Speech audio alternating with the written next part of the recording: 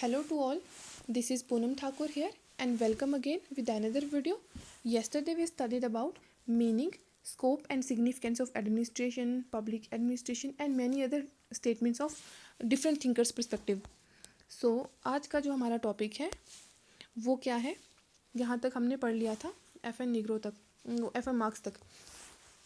अब हमारे पास नेक्स्ट क्या है कि इस पूरी जो भी हमने अभी तक स्टेटमेंट्स पढ़ी है उसको एनालाइज करने के बाद क्या आता है कि जो टर्म पब्लिक एडमिनिस्ट्रेशन है उसको दो सेंस में यूज़ किया जाता है। One is wider sense and next is narrow sense. Wider sense क्या है, ये नाम से ही क्लियर हो रहा है। वाइडर है मतलब कि ब्रॉड सेंस है। ब्रॉड सेंस है तो इसमें गवर्नमेंट की तीनों ब्रांचेस, जो गवर्नमेंट की हमारे पास तीनों ब्रांचेस है, लेजिस्लेचर हो गया, एग्जीक्यूटिव हो गया, जुडिशरी, ये तीनों कवर हो जाती है ब्रॉडर वाले में, आई मीन वाइडर वाले में।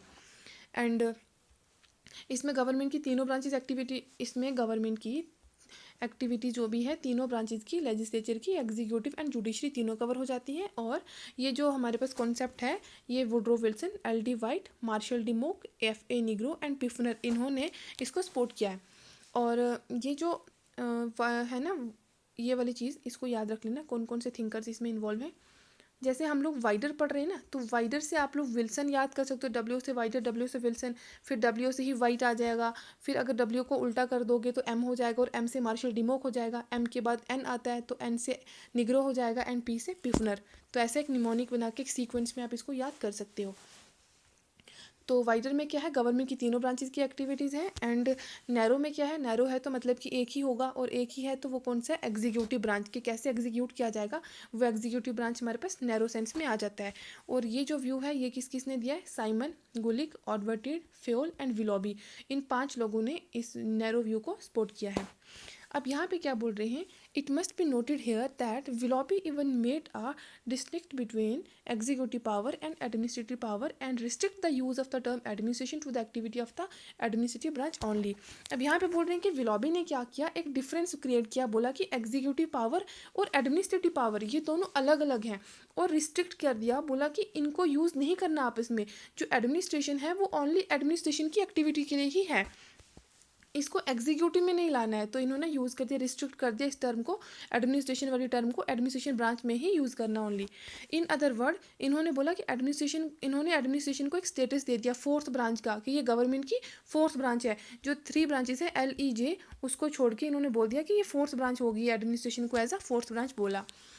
और अल्बर्ट लिपोव्स्की जो हैं उन्होंने बोला कि जो विलोबी का जो रिकॉग्नाइजेशन है ना एडमिनिस्ट्रेशन को फोर्थ ब्रांच बोलने वाला, ये बहुत ही मतलब एक्सट्रीम है, बट प्रॉब्ली एक लॉजिकल रिजल्ट भी है। एडमिनिस्ट्रेशन को एडमिनिस्ट्रेशन की ब्रांच में ही यूज़ करना है, ना कि उसको एग्जीक्यूटिव में लगाना है। तो इन्होंने बोला कि हाँ ये बहुत लॉजिकल रिजल्ट भी है। दैट इज़ जो स्ट्रिक्ट सेपरेशन किया था पॉलिटिक्स एंड एडमिनिस्ट्रेशन का, जिसको इनिशिएट किया था विल्सन ने। जो वुड्रो विल्सन है वो फादर ऑफ पब्लिक एडमिनिस्ट्रेशन है, और इन्होंने बोला था public administration politics administration dichotomy. इन्होंने बोला जो पॉलिटिक्स है ना उसको पॉलिसी ही बनानी है, एंड एडमिनिस्ट्रेशन का काम है इम्प्लीमेंट करना। और इसलिए इन्होंने बोला था कि एक सेपरेशन होना चाहिए एडमिनिस्ट्रेशन में और पॉलिटिक्स में, और वो इनिशिएट किया था विल्सन ने। तो स्टार्ट करने वाले ये थे, लेकिन सपोर्ट करने वाले और भी थे।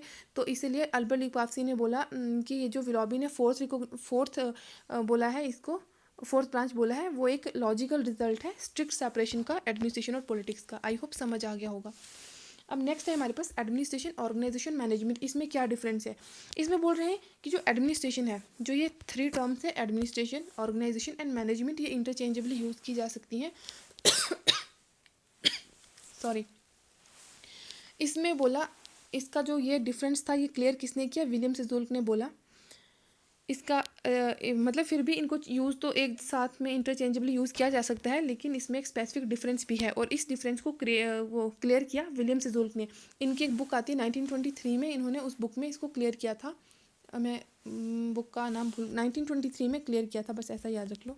बुक का नाम है याद, बुक का नाम भूल गई हूँ। इन्होंने इस डिफरेंस को 1923 में क्लियर किया था।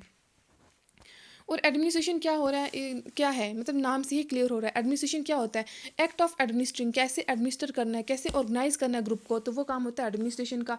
उसके बाद मैनेज, एडमिनिस्ट्रेशन का काम हो गया कि कैसे मैनेज करना है, कैसे ऑर्गेनाइज करना है, ठीक है, कैसे ऑर्गेनाइज करना है। और जो मैनेजमेंट, सॉरी मैंने धीरे, एडमिनिस्ट्रेशन एक ऐसी फोर्स है जो लेट डाउन करती है ऑब्जेक्ट को, एक ऑर्गेनाइजेशन को, उसके मैनेजमेंट को, are strive to broad policy under which they do to operate, कैसे पॉलिसीज बनाए जाए, कैसे ऑपरेट किया जाए, तो ये सारा काम किसका है, एडमिनिस्ट्रेशन का।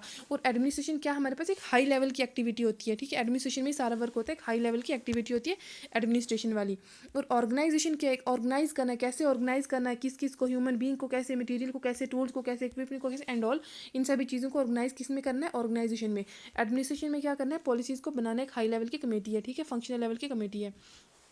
एंड फिर आता है हमारे पास मैनेजमेंट। तो मैनेजमेंट का क्या काम है हमारे पास, ये गाइड और डायरेक्ट करेगा ऑर्गेनाइजेशन को कि कैसे काम किया जाए, ठीक है, प्री डिटरमाइंड जो ऑब्जेक्टिव है उनको मैनेज करेगा। तो ये सारी चीज़ें बोली किसने, विलियम सेजोल्फ ने। फिर उसके बाद ओलिवर शिल्डन ने भी अपने अपने अकॉर्डिंग डिफरेंस बताया है। इन्होंने सेम ऐसे ही एडमिनिस्ट्रेशन का क्या काम है, मैनेजमेंट का क्या, और एक ऑर्गेनाइजेशन का क्या। तो वो नाम से क्लियर हो रहा है, एडमिनिस्ट्रेशन में पॉलिसीज़ वगैरह बनानी है, मैनेजमेंट में कैसे उसको मैनेज करना है, और ऑर्गेनाइजेशन में कैसी चीज़ों को अरेंज करना है, जैसे कि कितना ह्यूमन बीइंग चाहिए, मटेरियल कैसे यूज़ करना है, इक्विपमेंट कैसे यूज़ करना है एंड ऑल। नेक्स्ट आता है हमारे पास nature of the public administration, जिसमें हमारे पास इंटीग्रल व्यू है एंड मैनेजरियल व्यू है। ये मैंने पहले भी पढ़ाया हुआ है, बस एक बार थोड़ा थोड़ा पढ़ा देती हूँ। इंटीग्रल में क्या है, इंटीग्रल मतलब इंटीग्रेट करना, और इंटीग्रेट किसको करते हैं, जो सारी चीज़ें अलग अलग होती हैं।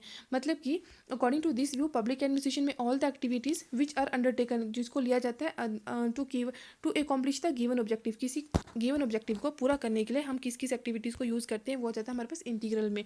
जैसे कि पब्लिक एडमिनिस्ट्रेशन क्या है, सम टोटल ऑफ, सभी का सम टोटल है, मैनेजीरियल का, मैनेजमेंट में क्या काम हो रहा है उसका, टेक्निकल काम का, क्लरिकल काम का, मैनुअल एक्टिविटीज़ का एंड ऑल। तो इसमें सभी का मिक्सचर है। एंड दस एडमिनिस्ट्रेशन अकॉर्डिंग टू, इसमें एडमिनिस्ट्रेशन क्या करता है, एक्टिविटी होती है पर्सन के फ्रॉम टॉप टू बॉटम, ठीक है, टॉप मतलब टॉप मैनेजमेंट से लेके बॉटम का जो लेवल का इंप्लॉय है उन सब की एक्टिविटीज़ किस में आ जाती है, इंटीग्रल व्यू में, मतलब उसको इंटीग्रेट किया जाता है। वुड एल डी वाइट डिमोक, इसमें हमारे पास जॉन वेग भी आ जाते हैं जो कि यहाँ पे नहीं है।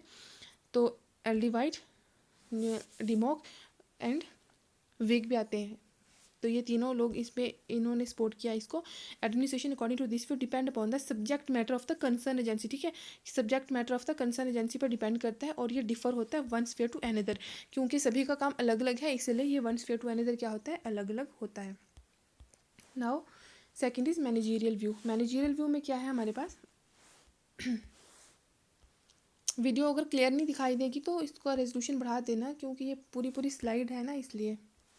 और अब आपको अच्छे से तब समझ आएगी जब आप पब्लिक एडमिनिस्ट्रेशन की बुक भी साथ में लेके बैठे होंगे, तो आपको क्लियर वहाँ से दिखाई देगा। ये मेरी स्लाइड्स क्लियर नहीं है। तो मैनेजरियल व्यू में क्या है हमारे पास, ओनली द मैनेजमेंट एक्टिविटी, ये इस स्लाइड के नीचे चला गया, ओनली द मैनेजमेंट एक्टिविटी, इसमें सिर्फ मैनेजमेंट एक्टिविटी को देखा जाएगा, not the technical, clerical and manual activity of the non managerial.